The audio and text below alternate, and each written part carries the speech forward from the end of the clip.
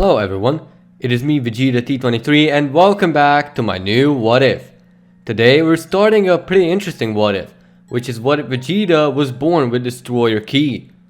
Before I start, I'd like to mention that I created a Discord server for you to join. The link is in the description of this video, so if you'd like to join in and talk to me and the rest of my fans, it's there. I'd also like to mention that I created an Instagram so you can survey my very uninteresting life. I mainly post OSU stuff. Now back to the video. As for any changes, the only change is the key type Vegeta uses. No power level changes, but the abilities of Vegeta's will change and or develop as the story progresses. That also means the transformations will vary from the originals, which won't have significant boosts, but the abilities that come along with those forms certainly will. Now with that out of the way, let's begin the what if. On age 732, Vegeta has seen the world for the first time. When it was time to evaluate his power, it would go back and forth of 500 before completely disappearing. That meant one of two things for the Saiyans. One is that he is an unstable child and that he will die in the next few days, which didn't sit well with King Vegeta, and second that he could be developing the same type of ability as Beerus, as he noticed the same jumps in him from time to time. Vegeta also wanted to believe the other one and tried his best to believe it. This is also the first time Whis has noticed a similar presence of planet Vegeta. He knew exactly what time it is and notified Beerus of it.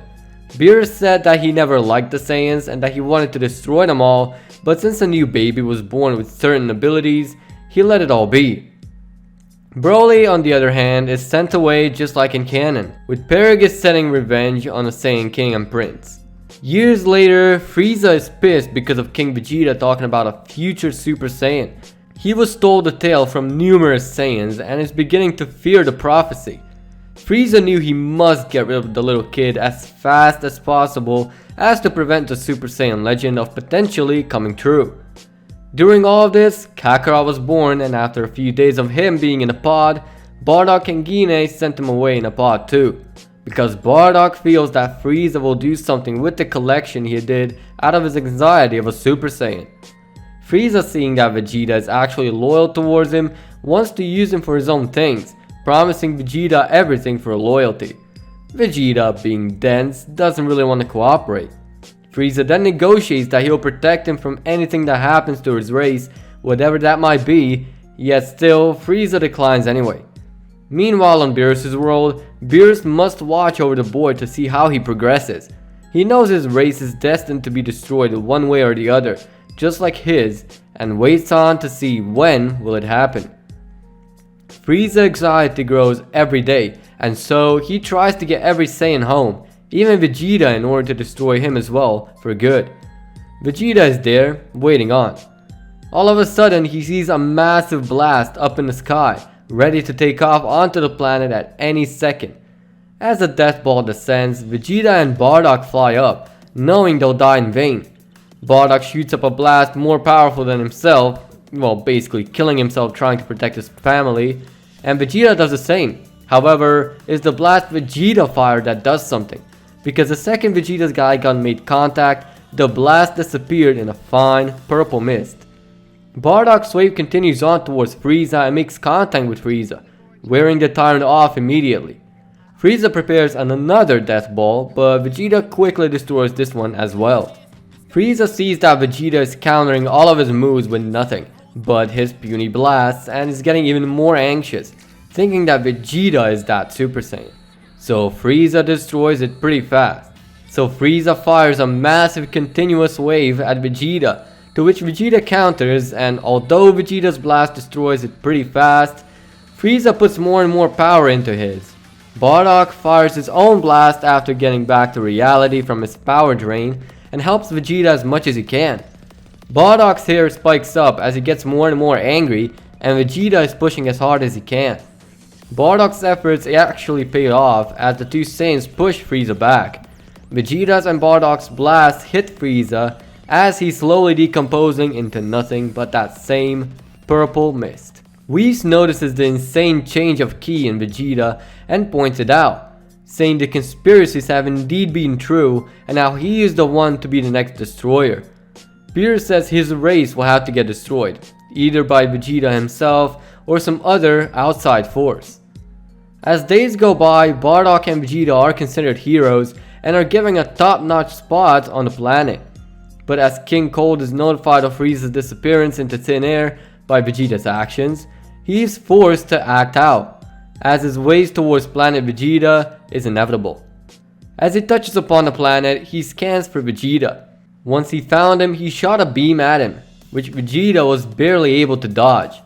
Vegeta knew he can do the same thing he did to Frieza, to Cold, so he attempts to do so, but quickly backfires as Cold simply uses his energy to push Vegeta Sakai out of the way. Cold then attacks Vegeta, attempting to kick his ass, but Bardock gets in the way. However, Bardock is more angrier than usual, and his hair spikes up much more and many more times, as he's surrounded in a gold aura. Bardock is trying to do everything he can to get rid of yet another tyrant that made Bardock's freedom a living hell to live through, which makes him even madder as his hair goes back and forth in between black and blonde. Cold is weirded out by that, except Vegeta, who knows what's going on and goes to aid Bardock. But even with Vegeta's good intentions, Bardock kicks him away as his power keeps going higher and higher. Raditz, who is there to witness his father going Super Saiyan, just observes. Vegeta knows Bardock is losing control with his transformation, knowing of the legend to be brutal in terms of power and mind control. So he attempts to get through to Bardock, telling him that it will just eat his mind away if he keeps this up.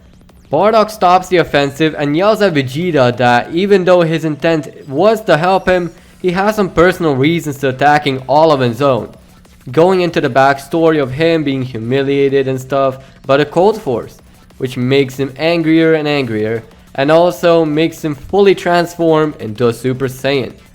Vegeta tells himself how it's all over, until Bardock tells Vegeta to attack, but not to help, but for his own reasons, as he doesn't want any obstructions in his way. Vegeta complies and begins attacking Cold with all his intent of killing him, to finally get rid of every obstacle Saiyans have ever had since those tyrants came onto their planet to conquer.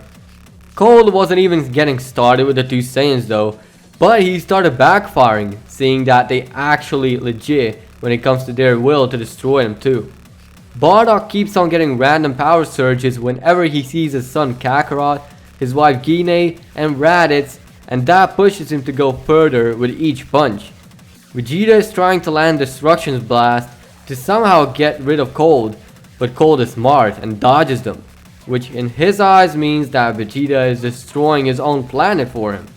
Cold eventually got tired of all this and decided that enough is enough, powering up a small blast which he aimed at the planet's core, and Vegeta and Bardock were done for, and had very little time to escape. They only had a few minutes to think of something, but it wasn't enough for either one of them. The planet finally exploded, which killed Bardock and his family as well as Vegeta's family, but miraculously Vegeta prevailed. He was critically injured and in a lot of pain, however he was more interested to know that his body didn't shrink up in a vacuum of space, also that he could actually breathe in there. All of a sudden a flash of light came up in front of him. When it disappeared, he saw that he's back to full strength and ready for action. Since he could breathe in space, all he used was his blast to catapult himself off of the remnants of this planet. As he traveled, he began crying over the death of his race, now knowing who was responsible for that. From this point on, he dedicates his life to a singular purpose, and that is to destroy King Cold, with Whis observing and wondering how long will it take for Vegeta to enact his revenge. And with that, we're leaving things be for now. Thank you for watching.